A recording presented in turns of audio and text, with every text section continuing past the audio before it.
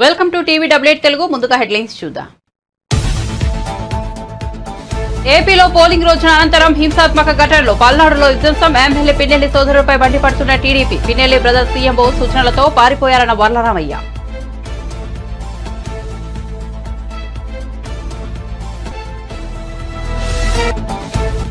మాజీ మంత్రి మల్లారెడ్డి అల్లుడు రాజశేఖర రెడ్డిపై కేసు. పేట్ బషీర్లో 2.5 ఎకరాల స్థలం వివాదంలో కేసు. ఫెన్సింగ్ కూలగొట్టి దౌర్జన్యం చేశారని బాధితుల ఫిర్యాదు. మల్లారెడ్డికి మద్దతుగా వెళ్లిన అనుచరులపై కూడా కేసు.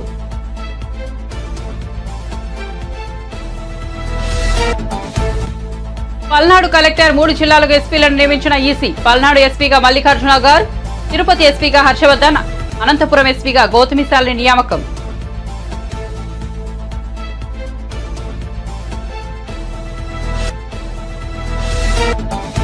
ఈ నెల 22 నాటికి నైరుతి బంగాళాఖాతంలో అల్పపీడనం. మే 24 నాటికి వాయుగుండం. ఏపీ తెలంగాణలో మోస్తరు నుంచి భారీ వర్షాలు. కోస్తాంధ్ర తెలంగాణ జిల్లాలో అక్కడక్కడ భారీ నుంచి అతి భారీ వర్షాలు.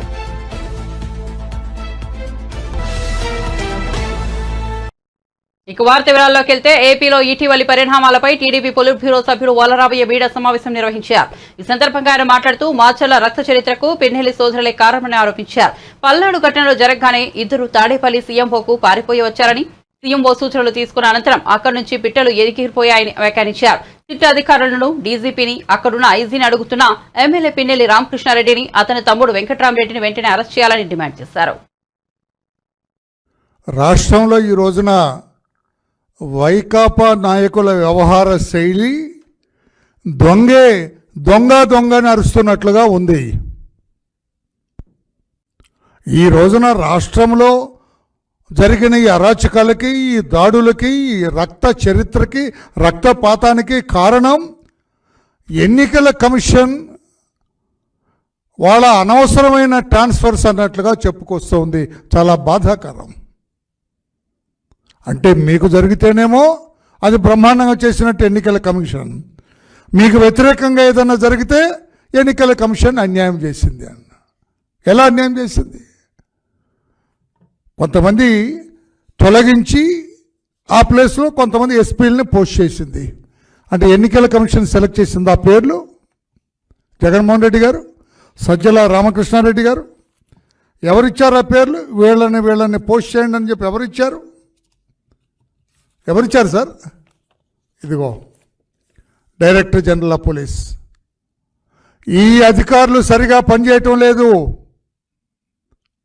ఎన్నికల కమిషన్ వీళ్ళ మీద చర్యలు తీసుకోవాలి అని కోరింది director general of police. Director general అడిగిన దాని మీదట ఎన్నికల కమిషన్, ఎందుకంటే మీరు ఆధారాలు చూపించకపోతే నమ్మరు కదా మీరు. ఎలక్షన్ కమిషన్ డీజీ గారు ప్రపోజ్ చేసిన ప్రతిపాదనలన్నీ అంగీకరిస్తూ వాళ్ళ మీద చర్యలు తీసుకున్నారు. ఇప్పుడు తప్పెవరిది? జగన్మోహన్ రెడ్డి గారు. గతంలో ఒకే రోజు డీజీపీని, చీఫ్ సెక్రటరీని, ఇంటెలిజెన్స్ డీజీని, పలువురు ఎస్పీలని 2019లో ట్రాన్స్ఫర్లు చేస్తే, ఆ పదవుల నుంచి తొలగిస్తే అబ్బో ఎలక్షన్ కమిషన్ బ్రహ్మాండంగా చేస్తే పోలీసుల కళ్ళు గప్పి పారిపోయారు. పారిపోయి ఎక్కడికి వచ్చారు?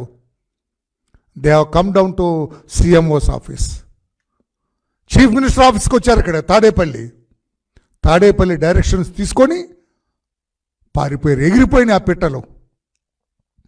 నేను అడుగుతున్నా, ఈ రోజున సిట్ అధికారులను అడుగుతున్నా, డీజీపీని అడుగుతున్నా, అక్కడ ఉన్న ఐజీ గారిని అడుగుతున్నా,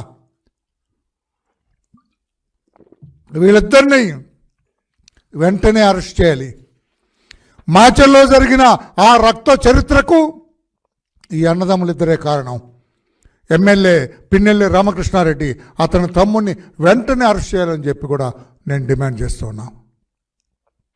పెట్రోల్ బాంబులు ఏంటండి? కర్రలు, కత్తులు, బరిసెలు, ఇనపరాడ్లు తీసుకొని పెరేడ్ చేయటం ఏంటండి? పోలీసులు వాళ్ళు వెంట నడవటం ఏంటండి? సభ్య సమాజంలో ఉన్నామా? ప్రజాస్వామ్యంలో ఉన్నామా? మనం ఏమన్నా అరాచక డిక్టటోరియల్ గవర్నమెంట్లో ఉన్నామా? అందుకే ప్రజాస్వామ్యంలో ఉన్నాం, రాజ్యాంగబద్ధంగా నడుస్తున్నామని చెప్పాలంటే either sit or IG Guntur వెంటనే ఇద్దరు అన్నదమ్ముల్ని అరెస్ట్ చేయాలని చెప్పి కూడా మేము డిమాండ్ చేస్తున్నాం. చంద్రగిరిలో మా నాయకుడు నాని మీద హత్యాయత్నం జరిగింది. హత్యాయత్నం ఉసుగొల్పింది, హత్యాయత్నానికి ప్లాన్ చేసింది ఎవరు? చెవిరెడ్డి భాస్కర్ రెడ్డి కాదా? అతని సన్ కాదా? మోహిత్ రెడ్డి కాదా? వాళ్ళిద్దరిని కూడా వెంటనే 307 IPC కింద అరెస్ట్ చేయాలని చెప్పి కూడా డిమాండ్ చేస్తున్నాం.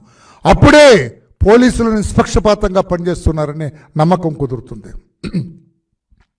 అక్కడ పిన్నెల్లి రామకృష్ణారెడ్డి బ్రదర్స్, ఇక్కడ తండ్రి కొడుకులు చెవిరెడ్డి భాస్కర్ రెడ్డి అతని కొడుకును కూడా అరెస్ట్ చేసి జ్యుడిషియల్ కస్టడీకి పంపాలా?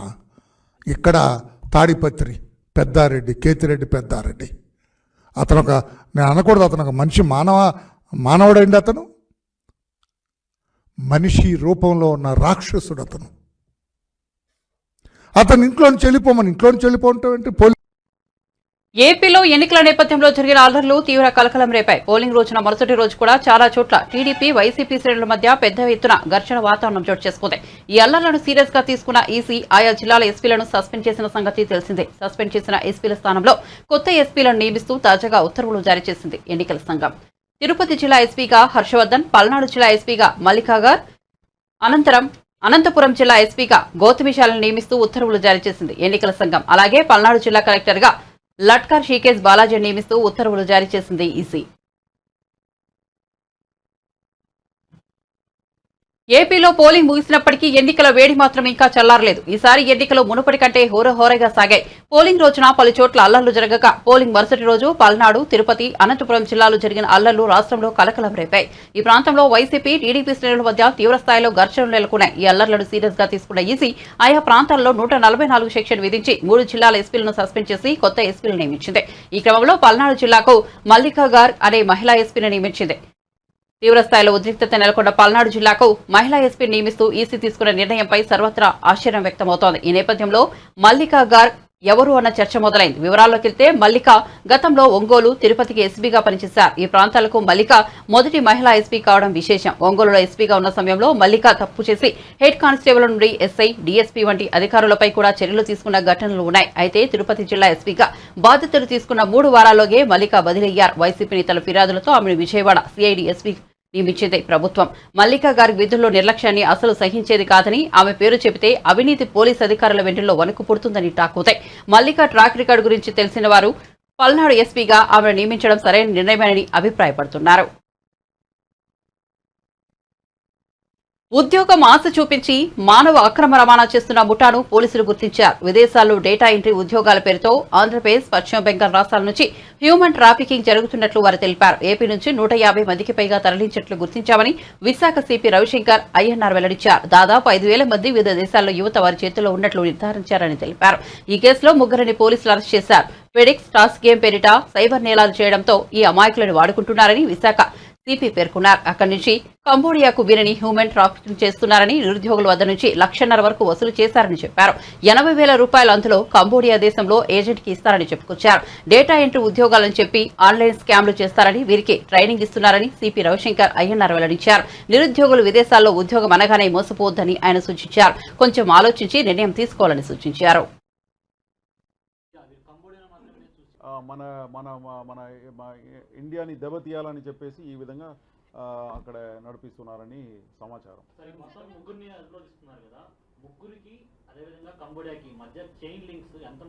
డిఫరెంట్ ప్లేసెస్లో సబ్ ఏజెంట్స్ని కూడా పరిచయం చేసుకున్నారు. అండ్ అదేవిధంగా బ్యాంకాక్లో, ఇక్కడ నుంచి వాళ్ళు ఫస్ట్ బ్యాంకాక్ వెళ్తారు. బ్యాంకాక్లో ఈ కంబోడియా ఏజెంట్స్ అందరూ కూడా ఎయిర్పోర్ట్లో, బికాస్ బ్యాంకాక్లో మనకు వీసా ఆన్ అరైవల్ ఉంది. కాబట్టి అక్కడ వీసా వచ్చేస్తుంది. అక్కడ వెంటనే మన కంబోడియా నుంచి వచ్చిన మన మనుషులే, ఇంతకుముందు వెళ్ళిన వాళ్ళు ఎవరైతే ఉన్నారో, సో కంబోడియన్స్తో పాటు మన వాళ్ళు అక్కడ ఉన్నారు. వాళ్ళ పేర్లు కూడా మాకు వచ్చింది. Important names are there. ఇప్పుడు Santosh and some others are there, Habib, Santosh, ఇట్లా వీళ్ళు ఏం చేస్తారు, బ్యాంకాక్ ఎయిర్పోర్ట్లో వచ్చేసి ఇక్కడ నుంచి తీసుకెళ్ళిన స్మగుల్ చేసి తీసుకెళ్ళిన మనుషుల్ని వాళ్ళు మళ్ళీ అక్కడ నుంచి కంబోడియా తీసుకువెళ్తారు. ఆ కంబోడియా తీసుకువెళ్ళడానికి 80,000 ఛార్జ్ పెట్టుకున్నారు. బట్ వీడు ఇక్కడ వసూలు చేసేది ఎంత, 1.5 lakhs. సో ప్రతి మనిషి దగ్గర నుంచి వీడు 70,000 రూపీస్ లబ్ధి పొందుతారు. 80,000 రూపీస్ కంబోడియాలో ఏదైతే ఏజెంట్స్ ఉన్నారో ట్రాన్స్ఫర్ ఏజెంట్స్ వాళ్ళకు ఇక్కడ నుంచి అకౌంట్లోకి పంపించేస్తారు.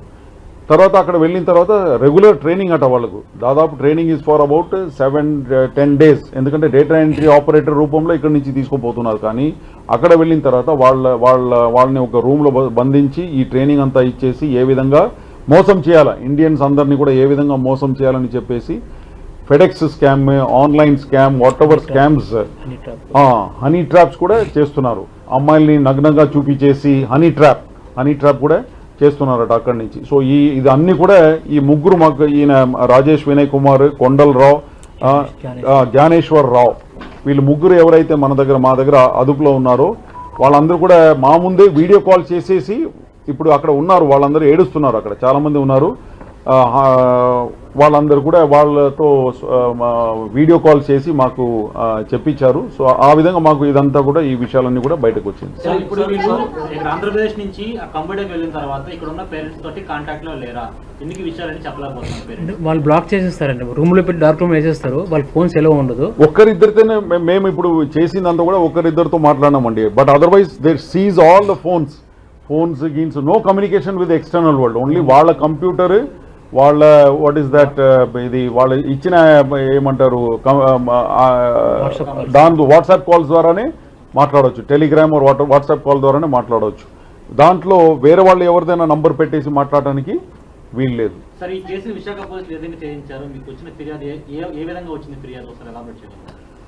ఇప్పుడు దీంట్లో మాకు అక్కడ ఈ విధంగా బాధపడి కష్టాలు నష్టాలు అనుభవించి పని చేసుకొని ఒకడు బయటపడ్డారు అక్కడి నుంచి. ఆయన ఇక్కడ వచ్చేసి ఆయన ఒక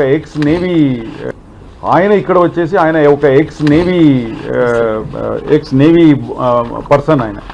ఆయన కొంత ఎంతో రాష్ట్రభక్తి ఉందని చెప్పేసి ఆ ఉద్దేశంతో వచ్చేసి మాకు ఈ పూర్తి సమాచారం ఆయన ఇవ్వడం జరిగింది. దాని మీదే వీళ్ళందరినీ కూడా అరెస్ట్ చేయడం జరిగింది. This is going on for last more than 2 years, I suppose. 2 years, yeah. So from 2 years, no one has come forward to register. Nobody came forward to tell this. Only this Navy boy, అక్కడ పాపం వాడికి భోజనం ఇవ్వలేదట. అట్లా రకరకాలుగా అత్యాచారాలకు గురి అయి కష్టపడి డబ్బు కూడా ఇవ్వలేదు కదా. అదంతా ఎందుకంటే ఎంత ఎక్కువ మందిని మోసం చేసి ఎక్కువ డబ్బు చీట్ చేస్తే అప్పుడు ఆయనకి భోజనము, బిర్యానీ, లైక్ దట్ ఇన్సెంటివ్స్ ఆ విధంగా చెప్పుకొని, ఎందుకంటే చాలా యువర్ అండర్స్టాండింగ్ ఆ విధంగా. బంగాళాఖాతంలో వాయుగుండం ఏర్పడే అవకాశాలున్నట్లు వాతావరణ శాఖ వెల్లడించింది. ఈ నెల 22న నైరుతి బంగాళాఖాతంలో అల్పపీడనం ఏర్పడే సూచనలు ఉన్నట్లు తెలిపింది. అల్పపీడనం బలపడి మే 24 నాటికి వాయుగుండంగా మారుతుందని వివరించింది. ప్రస్తుతం కోస్తాంధ్ర, రాయలసీమ మీదుగా శ్రీలంక వరకు ఉపరితల ద్రోణి ఆవరించి ఉంది. సముద్ర మట్టానికి 3.1 కిలోమీటర్ల ఎత్తున ఉపరితల ద్రోణి కొనసాగుతోంది. అదే సమయంలో తమిళనాడులోని ఉత్తర భాగం వరకు ఉపరితల ఆవర్తనం విస్తరించి ఉంది. ఈ నేపథ్యంలో ఏపీ, తెలంగాణ రాష్ట్రాల్లో మే 23 వరకు మోస్తరు నుంచి భారీ వర్షాలు కురిసే అవకాశం ఉందని వాతావరణ శాఖ పేర్కొంది. కోస్తాంధ్రతో పాటు తెలంగాణ జిల్లాలో అక్కడక్కడ భారీ నుంచి అతి భారీ వర్షాలు కురిసే అవకాశం ఉందని వెల్లడించింది.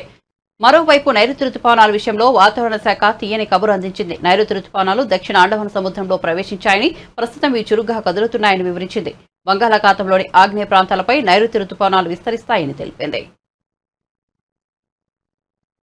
ఇటీవల పలువురు నేతలు బస్సులు, రైళ్లలో ప్రయాణిస్తూ ప్రజలకు చేరబోతున్నారు. ఇక మోదీ, ద్రౌపది ముర్ము, కేంద్ర మంత్రులు ఇలా అందరూ ఢిల్లీలో మెట్రోలో ప్రయాణించి స్థానికులతో ముచ్చటించారు. తాజాగా కేంద్ర ఆర్థిక మంత్రి నిర్మలా సీతారామన్ కూడా ఢిల్లీ మెట్రోలో ప్రయాణించారు. మంత్రి సీతారామన్ శుక్రవారం లక్ష్మీనగర్ కు ఢిల్లీ మెట్రోలో ప్రయాణించడం జరిగింది. ఈ సందర్భంగా రైల్లోని ప్రయాణికులతో ఆమె ముచ్చటించారు. వారి సమస్యలను అడిగి తెలుసుకున్నారు.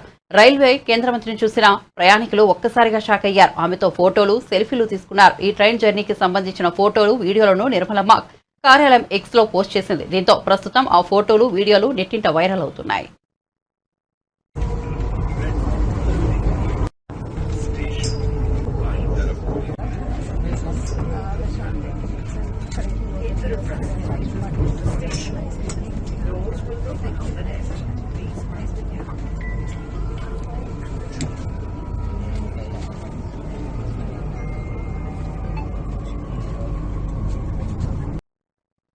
పోలీస్ ప్రభుత్వ సహకారంతో తమ భూమిలో అక్రమంగా ప్రవేశించడమే కాకుండా నిర్మాణాలను కూల్చివేశారంటూ ఎమ్మెల్యే మల్లారెడ్డి ఆరోపణలు చేశారు. మేడ్చల్ మల్కాజ్గిరి జిల్లా కుత్బులాపూర్ మండలం జీడిపెట్ల విలే సర్వే నెంబర్ 82-83లో సుచిత్ర మిలిటరీ కాంపౌండ్ వాల్ రోడ్డుకు 2 ఎకరాల 10 గుంటల స్థలంపై వివాదం నెలకొంది. 11 ఏళ్ల నుంచి తాము పొజిషన్లో ఉన్న భూమిలో కొందరు వ్యక్తులు రాత్రికి రాత్రి అక్రమంగా ప్రవేశించి అక్కడ ఉన్న నిర్మాణాలను కూల్చివేయడమే కాకుండా ఫెన్సింగ్ నిర్మాణం చేశారని ఎమ్మెల్యే మండిపడ్డారు. ఈ విషయంపై శనివారం ఉదయం పోలీస్ స్టేషన్లో ఫిర్యాదు చేయగా సిబ్బంది లేరంటూ పోలీసులు సమాధానమిచ్చారని, దీంతో చేసేదేమీ లేక తానే స్వయంగా భూమి వద్దకు వచ్చానని మల్లారెడ్డి చెప్పారు. మా అల్లుంది రాజశేఖర్ రెడ్డి ఎమ్మెల్యే గారిది, మల్కాజ్గిరి ఎమ్మెల్యే గారిది. అదే మాదిరిగా ఇక్కడ నా జాగా నా కొడుకులది, ఇద్దరిది. 14 ఏళ్ల కింద 15 ఏళ్ల కింద కొన్నాం. ఇది 40 ఏళ్ల సంఖ్య ఒక మానవుడు ఉండే. ఇక్కడ 2 ఎకరాల చిల్లర ఉంది. ఇది మేము అప్పటి సంది మా డాక్యుమెంట్స్ ఉన్నాయి, కొన్నాము.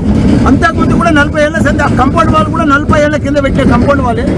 మాకు పర్మిషన్స్ ఉన్నాయి, ట్యాక్సులు కడుతున్నాము, కరెంట్ మీటర్లు ఉన్నాయి మా పేర్ల మీద. మొత్తం ఆటోలకు మేమే కిరాయికి ఇచ్చినాము. ఇవన్నీ కూడా మేమే కిరాయికి ఇచ్చినాము. ఇవన్నీ జాగాలో ఉండి వాళ్ళు ఇప్పుడు దౌర్జన్యంగా మాకు కూడా రాత్రి 1 గంట సంది ఇక్కడ టెంట్ వేసుకొని బీర్లు బిర్యానీ 100 మంది రౌడీలను తీసుకొచ్చి రాత్రి గడపారాలు తీసుకొని కొడవళ్ళు తీసుకొని సంపేతానికి వచ్చి ఇవన్నీ కూడా రేకులు వేసి మా మీదకి వస్తున్నారు. ఇప్పుడు ఆ శ్రీనివాసరెడ్డి అయినట్టు మా సిఐ ముంగట్టే మా మీదకి వచ్చాడు. ఇప్పుడు ఎవడరాను పోయి నా మీదకి వచ్చాడు. అది కూడా రికార్డ్ అయ్యింది. ఇంత దౌర్జన్యమా? ఆయన కాంగ్రెస్ వాళ్ళు ఇంత దౌర్జన్యం చేసి ఆ లక్ష్మణ్ అన్నాడు విప్పు. మొదటి సంది కూడా నా దానికి వస్తూనే ఉన్నారు. 8 నెలల సంది నడుస్తుంది. ఏదైనా ఉంటే టీ పని చేసుకొని మీ జాగా అవతల ఉన్నది, మిలిటరీలో పోయింది, మాకు సంబంధం లేదు. మా డాక్యుమెంట్స్ ఉన్నాయి, మా డాక్యుమెంట్లు జూమ్గా ఏది ఉన్నా మీరు తీసుకోమని చెప్పినాం, సర్వే చేయమని చెప్పినాం, టీ పని పెట్టమని చెప్పినాం. కానీ రాత్రి ఎలక్షన్లో తెల్లారి ఇట్లా అందరము మాకు కూడా తెలియదు. 100 మంది వచ్చి మా వల్ల సెల్ ఫోన్లన్నీ గుంజుకొని ఆటోలకంతా ఆటో షెట్లన్నీ గులగొట్టి అక్కడ పెద్ద షెడ్ ఉండే, ఆ షెడ్ అంతా చూడండి మీరు ఎంత దౌర్జన్యం చేసింది. ఇంత దౌర్జన్యం చేస్తే ఎట్లా మేము ఒక ఎమ్మెల్యేలమే మామూలు ప్రజలకు ఏముంటుంది చెప్పు. నేను సిఐ గారికి కూడా 8:30కే ఫోన్ చేసిన, ఆయన కూడా వస్తున్నాడు. ఏసీపీకి చేసిన, డీసీపీ మేడంకు చేసిన. ఇప్పుడే వాళ్ళు వచ్చారు. వాళ్ళు వచ్చినాక ఇంకో ఉండేవాళ్ళంతా పోయి ఇప్పుడు. కాబట్టి ఆ శ్రీనివాసరెడ్డి కూడా ఇన్నే ఉన్నాడు. ఇప్పుడు ఆయన ఇప్పుడు అరేంజ్ చేయమని చెప్తున్నాను నేను. ఎందుకంటే మా జాగల వాళ్ళకి ఏదైనా ఇంజక్షన్ ఆర్డర్ ఉంది, వాళ్ళకి ఏదైనా డాక్యుమెంట్ ఉంది, వాళ్ళకి ఏదైనా ల్యాండ్ ఉంది. నువ్వు సర్వే చేసి తీసుకో, టీ పని పెట్టు. మా డాక్యుమెంట్ మేము చూపిస్తాం. మా డాక్యుమెంట్ సరిగా లేకపోతే ఇచ్చేసే వాళ్ళకే మేము తయారున్నాం. ఇప్పుడు 8 ఏళ్ల సంది చూపిస్తూనే ఉన్నాం. పోలీస్ స్టేషన్లో డాక్యుమెంట్ ఆల్రెడీ రికార్డ్ అయి ఉన్నది. మాది ఒక్క 1% కూడా తప్పు లేదు. కానీ ఒక 2 ఎమ్మెల్యేల జాగాలు కబ్జా పెడుతున్నారంటే ఏంది ఇది? 100 మంది రౌడీలు వచ్చి వాళ్ళకి సంబంధించిన కేసులు కూడా ఉన్నాయని చెప్పేసి వాళ్ళు ఉంటే తీసుకోమను, టీ పని పెట్టమను, సర్వే చేయమను, డాక్యుమెంట్ రమ్మను, డాక్యుమెంట్ చూపిమను. ఇది ఒక్కనాడు కాదు కదా. మా డాక్యుమెంట్ చూడమను, మా తప్పు ఉంటే అలానే తీసుకోమను. మేము విడిచిపెట్టిపోతాం ఇడికెళ్ళి. ఈ సర్వే నెంబర్ ఎంత ల్యాండ్? అది 82 సర్వే నెంబర్. ఎంత ల్యాండ్? మాది 2 ఎకరాలు 10 గుంటలు. 82, 83. 2 నెలల కింద యాక్షన్ తీసుకోవట్లేదు వాళ్ళ మీద. పొద్దున మేము ఇప్పుడు డైరెక్ట్ వచ్చి కన్ఫ్రంటేషన్ చేసుకోవద్దు అని పోలీస్ స్టేషన్కి వెళ్ళినాం. పోలీస్ స్టేషన్లో రిపోర్ట్ ఇచ్చినాం. రిపోర్ట్ ఇచ్చి సిఐ గారికి, ఏసీపీ గారికి, మళ్ళా డీసీపీ గారికి కూడా ఫోన్ చేయడం జరిగింది. ఫోన్ చేసినా వాళ్ళు రెస్పాన్స్ ఇవ్వలేదు. అంటే ఏవో పనులు ఉన్నాయని చెప్తున్నారు. మేము చెప్తున్నాం యాజ్ 2 ఎమ్మెల్యేలమే డైరెక్ట్ మా ప్రాపర్టీ మీదకి మేము పోతున్నాం. ఇంకా మాకు ఏదైనా ప్రాణహాని ఉన్నా మీదే బాధ్యత అని చెప్పి పంపిస్తే అప్పుడు పోలీసు వాళ్ళు వచ్చింది. ఇక్కడ ట్రెస్పాస్ చేసి నిన్న మా అన్ని ప్రాపర్టీలు కూలగొట్టి వాళ్ళు ట్రెస్పాస్ చేసిందంటే వాళ్ళ మీద కేసు చేయట్లేదు, కానీ మమ్మల్ని ఆపడానికే ప్రయత్నం చేస్తారు. సీఎం రేవంత్ రెడ్డి అధ్యక్షతన జరిగే కేబినెట్ సమావేశంలో రైతుల పట్ల సానుకూల నిర్ణయాలు తీసుకోవాలని కోరుతున్నట్లు బీఆర్ఎస్ పార్టీ సీనియర్ నాయకులు వినోద్ కుమార్ పేర్కొన్నారు. తెలంగాణ భవన్లో వినోద్ కుమార్ మీడియాతో మాట్లాడారు. సాయంత్రం జరిగే కేబినెట్ లో ఆయన రైతుల గురించి మంచి నిర్ణయాలు తీసుకోవాలని కోరుతున్నామన్నారు. రైతు బంధు పథకం గురించి చర్చించాలి. ప్రధానితో సహా చాలా మంది రైతు బంధు పథకాన్ని స్వాగతించారు.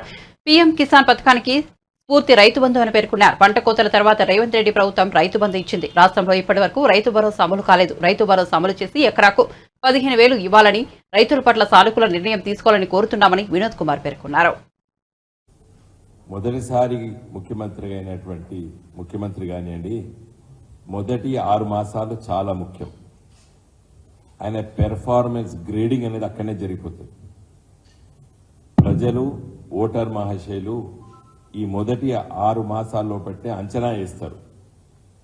కొత్తగా ఎన్నికైన ఎమ్మెల్యే ఉండనుకోండి, మొదటి 6 మాసాల్లో పట్టే ప్రజలు ఒక నిర్ణయానికి వచ్చేస్తారు. ఇంకా మా ఎమ్మెల్యే పని చేసేటోడు, మా ఎమ్మెల్యే పని చేయనోడు, మా ఎమ్మెల్యే బాతకాన్ని పెట్టేటోడు, లేకపోతే మా ఎమ్మెల్యే శ్రమించేటోడు,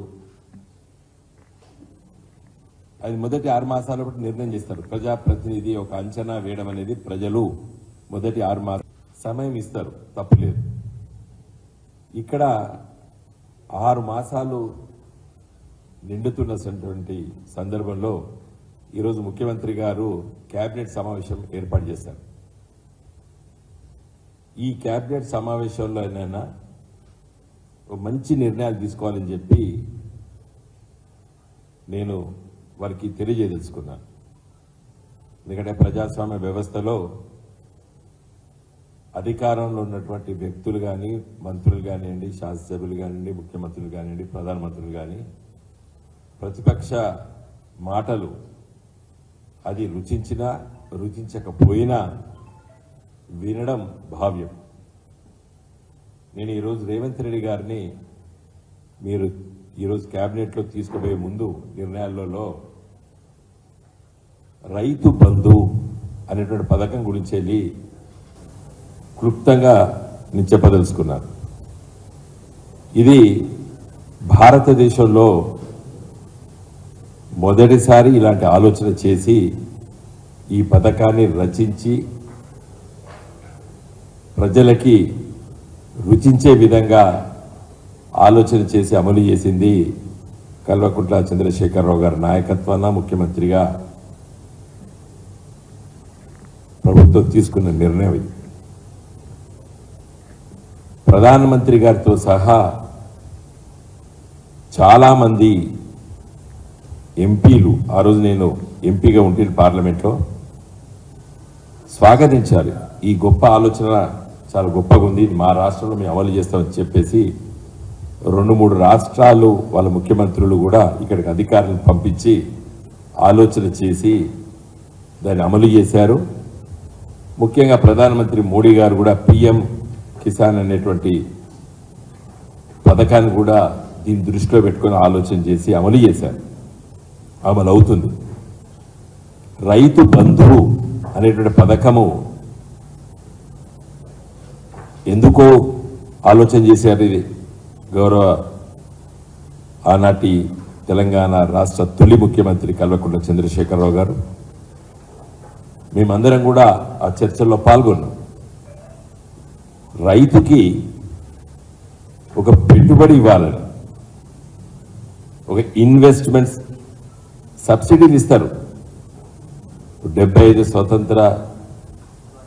స్వతంత్రం వచ్చిన తర్వాత స్వతంత్ర భారతదేశంలో చాలా ప్రభుత్వాలు సబ్సిడీలు ఇచ్చాయి. కానీ this is nothing but investment, capital investment. Jagan విధానాలు అరాచకాలను ప్రశ్నించినందుకే తనను కిడ్నాప్ చేసి దాడి చేశారని ఎన్ఆర్ఐ వైద్యులు లోకేష్ కుమార్ ఆరోపించారు. గన్నవరం ఎయిర్పోర్ట్లో ఉన్న తనను సీఎం సెక్యూరిటీ అధికారులు గుర్తుపట్టి అకారణంగా అరెస్ట్ చేయించారని ఆగ్రహం వ్యక్తం చేశారు. ఛాతీ నొప్పి వస్తోందని చెప్పినా వినకుండా పోలీసులు తనను హింసించారని ఆవేదన వ్యక్తం చేశారు. అమెరికా పౌరుడైన తన పట్ల పోలీసులు అధికారులు దౌర్జన్యంగా ప్రవర్తించారని మండిపడ్డారు. అమానుషంగా ప్రవర్తించిన పోలీసులపై ప్రైవేట్ కేసులు పెట్టి వారిపై చర్యలు తీసుకునే వరకు పోరాడతానని లోకేష్ కుమార్ స్పష్టం చేశారు. అంటే వాళ్ళు ఏమన్నా చేయదలుచుకుంటే నన్ను they had to take permission from airport security first, then they had to inform law and justice in Delhi, then they had to inform my US embassy. If I did anything wrong, sitting there is not comes under any A violation చేయలేదండి. కాబట్టి ఈ authorities అన్నింటినీ violate చేసి వాళ్ళు అసలు నన్ను touch కూడా చేయకూడదండి. నేనేం చెప్పాను, నన్ను బలవంతంగా కిడ్నాప్ చేసి కొట్టి పోలీస్ స్టేషన్ తీసుకెళ్ళి థ్రెటన్ చేస్తా, దే నా లైఫ్ని రిస్క్లో పెట్టి ఇంత చేశారండి. కాబట్టి if the DGP is hang conscious, with Jawahar Reddy is hang conscious, they need to suspend these people అండి right away, otherwise they are culpable. Okay, this is the entire police raj is totally corrupt అండి. This is how they destroyed the state, this is how they killing people అండి. అంటే then I realised ఇది live witness అండి, ఎట్లా how they kill people, how they harm the people. When I realized that, You see, the way when they handle you, people don't survive. And I want to meet few people, and also I have a second purpose is Air India counter I want to print my tomorrow's flight QR code ఉంటుందండి. ఆ కోడ్ని print చేయడానికి వెళ్తే వాళ్ళు లోపలికి వెళ్ళనివ్వాలి నన్ను, entrance security వాళ్ళు. లేదండి, there are people, there's important person is going, that's why you need to sit outside. Then I was waiting outside until he's gone, then I want to go inside and I want to get my QR code. నేను much early వెళ్ళాను, నేను మా driver went 9:30, 10 o'clock close అవుతుంది, but they not allowing us to go inside అండి. కాబట్టి they asked us to wait. As a patient, I sit down అండి. That's what it is. That's why what the allegations, what I మీడియాలో నేను ఇచ్చిన ఇంటర్వ్యూస్లో, there are two important things. The sedition law, what he is violated, and how these 7 lakh crores crossed India. That is almost $60 to $70 billion. This is what happened. India's parallel economy, they run on corruption. That's why the India's economy, inflation, idantha mottam dollar devaluation, economy corruption. Then he is having FEMA violation with 28 countries. That is the reason why the people want some kind of interviews. That's why I went there to meet few people. I told them to come and meet there. Bulletin ముగించే ముందు headlines మరోసారి చూద్దాం. ఏపీలో polling రోజున అనంతరం హింసాత్మక ఘటనలు, పల్నాడులో విధ్వంసం, ఎమ్మెల్యే పిన్నెల్లి సోదరులపై మండిపడుతున్న టీడీపీ, పిన్నెల్లి బ్రదర్స్ సీఎంఓ సూచనలతో పారిపోయారన్న వల్లరామయ్య.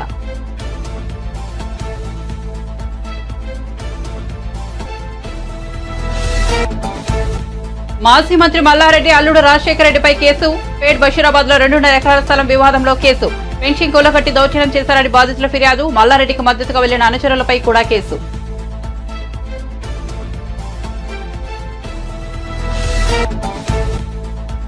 పల్నాడు కలెక్టర్ 3 జిల్లాలకు ఎస్పీలను నియమించిన ఈసీ, పల్నాడు ఎస్పీగా మల్లికాగార్, తిరుపతి ఎస్పీగా హర్షవర్ధన్, అనంతపురం ఎస్పీగా గౌతమిశాలిని నియామకం.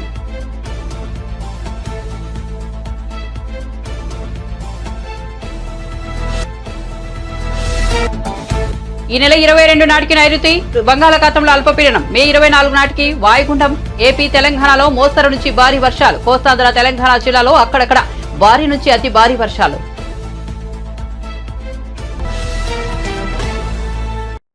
మరిన్ని అప్డేట్స్ కోసం చూస్తూనే ఉండండి TVW8 తెలుగు.